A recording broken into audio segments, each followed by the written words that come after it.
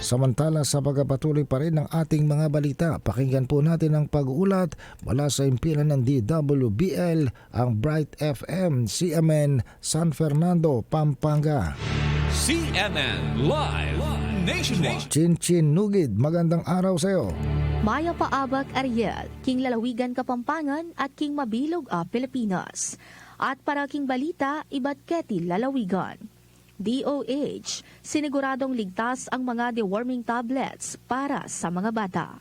At para sa detalye, inihayag ni Michelle O. Bautista, medical technologist ng Infectious Disease Cluster ng Department of Health Central Luzon, Center for Health Development, na ligtas, epektibo at libre ang mga deworming tablets.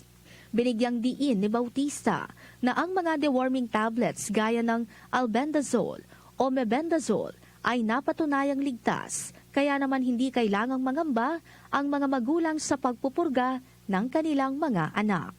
Bilang bahagi ng pagdiriwang ng National Deworming Month, nagkakaroon ang DOH ng Mass Drug Administration sa mga paaralan at komunidad tuwing buwan ng Enero at isa pang round pagdating ng buwan ng Hulyo o tuwing ika-6 na buwan upang mabawasan ang pagkalat ng soil-transmitted helminthiasis o STH o bulate at upang maabot ang target nito na bulate-free. Ayon pa kay Bautista na ang mga STH o bulate ay isang public health concern na nakakaapekto sa mga bata, nagbubuntis, naghahanda ng pagkain, magsasaka at indigenous groups. Maaari anya itong maipasa sa pamamagitan ng consumption of warm eggs mula sa contaminated food o kamay, paglalakad ng walang tsinelas sa lugar na may itlog ng bulate, at poor body and environmental hygiene.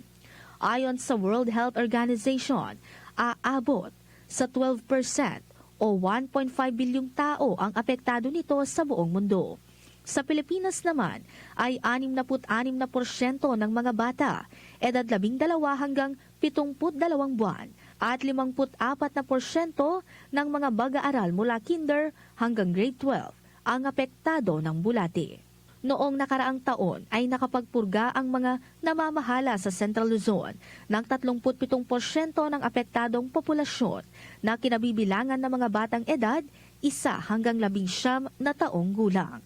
Paalala ng DOH, maaring malabanan ng STH sa pamamagitan ng paghuhugas ng mga kamay, pagsigurado sa malinis at ligtas na paghahanda ng pagkain, pagdumi sa malinis na palikuran, at pagpapanatili ng malinis na kapaligiran. Mula rito sa DWBL 91.9 Bright FM, CMN Pampanga, ako si Chinchin Nugid, nag-uulat live para sa CMN Pilipinas. CMN Live Nationwide. Maraming salamat. Chinchin Nugid mula po naman sa impilan ng DWBL, Bright FM, CMN, Pampanga.